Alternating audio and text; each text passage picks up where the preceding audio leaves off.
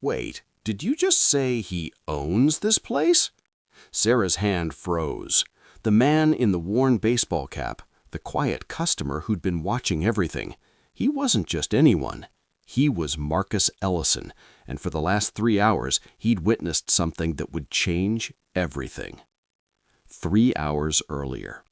Marcus Ellison built his first diner 25 years ago with 3 things: his late father's recipe book, $12,000 in savings, and a promise. His father, William, had worked restaurant kitchens his entire life, never owned one.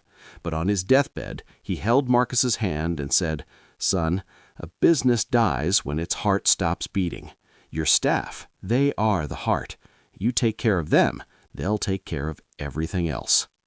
Marcus never forgot. For 25 years, Ellison's Diner was known for the best breakfast in Richmond and the way Marcus treated his people like family. But 6 months ago, Marcus made a decision he'd soon regret. The diner was expanding, so he hired Derek Richardson as general manager. On paper, Derek was perfect. In the interview, he said all the right things about team culture. Marcus thought he could finally step back, trust someone else to run the day-to-day.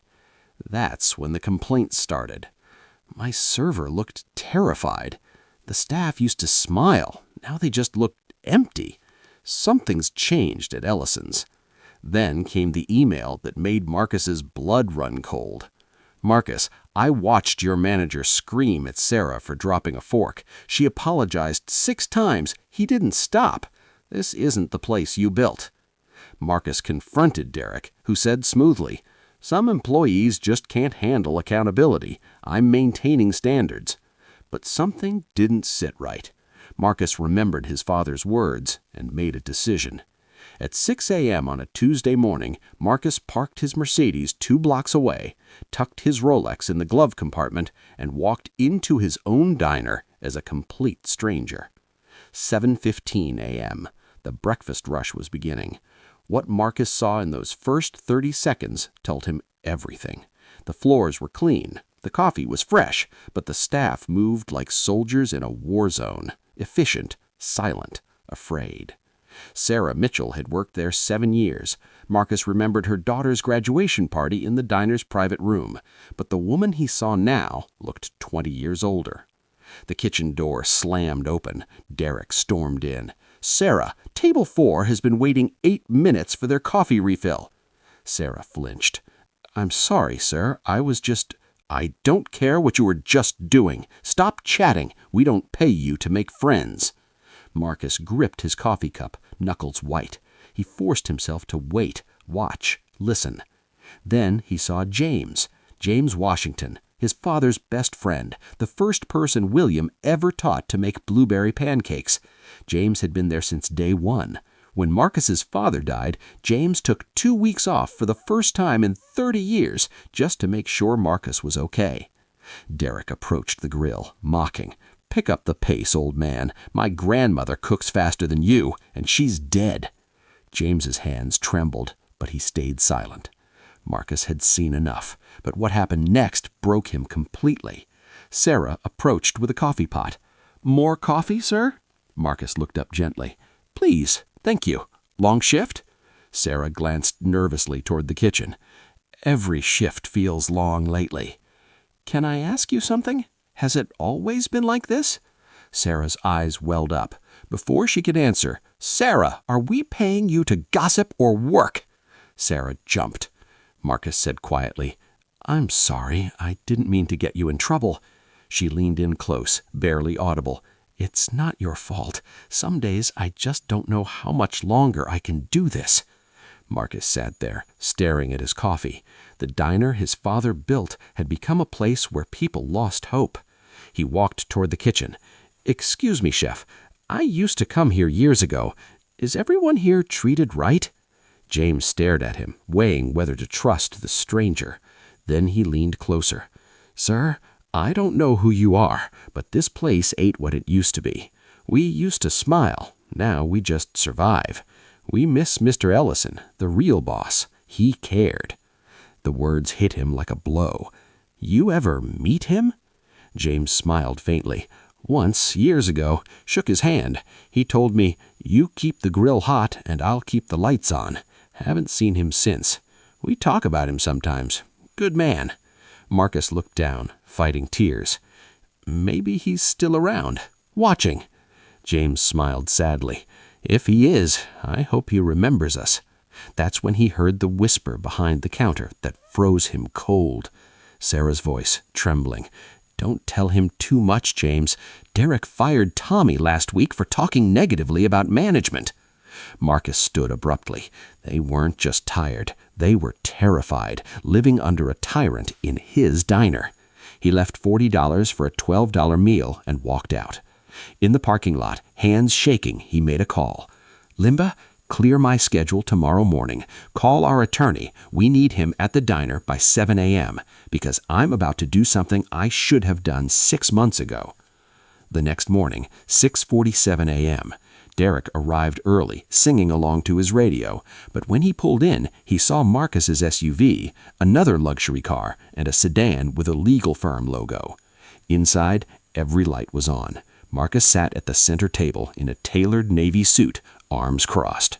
Beside him, an HR director. Behind them, an attorney. Derek entered confused. Can I help you folks?" Marcus didn't smile. "Close the door, Derek." "I'm sorry, do I know you?" "You do now. Sit down." The tone was unmistakable. Derek slowly sat. "Let me ask you a question, Derek. What did I hire you to do?" Derek's face went pale. "Wait, I'm Marcus Ellison, owner of this diner. What did I hire you to do?" "Mr. Ellison, I didn't know you were coming." "I hired you to lead people, to protect the culture my father and I built. Instead, I spent 3 hours yesterday watching you humiliate them." Derek's eyes went wide. "Yesterday? You were here?" "The man in the baseball cap, watching you call James an old man who cooks too slow. James Washington, the man who taught me how to run this kitchen, who held my mother at my father's funeral." Marcus stood, walking closer. "I watched you scream at Sarah, and I heard that you've created an environment where my staff is afraid to speak." Derek became defensive. "You don't understand. These people need firm management. You were on a power trip, under my name, in my father's restaurant." Marcus placed a document on the table. "This is a termination letter. You're fired, effective immediately." "You can't do this." The attorney spoke calmly. "He absolutely can. We have documented complaints and first-hand observations of hostile workplace conduct. Leave your keys, 30 minutes to collect your things. You will not speak to any staff members."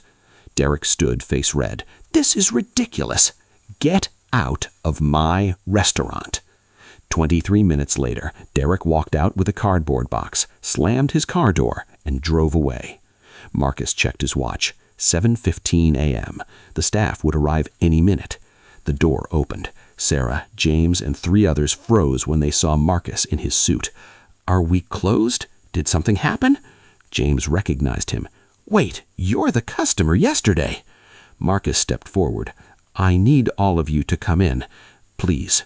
Sarah whispered to James, panicked. "We're getting fired." "No one's getting fired. Please, sit." They sat, terrified. "My name is Marcus Ellison." Sarah's hand flew to her mouth. "Oh, my God." James stood up abruptly. "Mr. Ellison, Marcus?" "Hi, James." James's eyes filled with tears. "You were here yesterday? You were asking me questions." I nodded. "I heard every word you said." Sarah started crying. "We didn't mean to cause trouble." "Sarah, stop. You're not in trouble. None of you are." I took a shaky breath. "I came yesterday because I'd been getting complaints. I needed to see for myself if it was true. It was worse than I imagined. I watched Derek humiliate you, bully you, create an environment of fear, and I am so deeply sorry." James wiped his eyes. "I failed you. I got busy with expansion plans and stopped being present. I trusted the wrong person. You suffered in my restaurant under my name." Marcus walked to James. "You told me yesterday you miss the real boss, that I forgot about you. You were right. I'm back now, and I'm not going anywhere. James pulled Marcus into a hug. Your daddy would be proud of you, son. For 3 minutes, no one spoke. They just stood there, strangers who'd become family again. Derek is gone. I fired him this morning, but firing... Wait, did you just say he owns this place? Sarah's hand froze.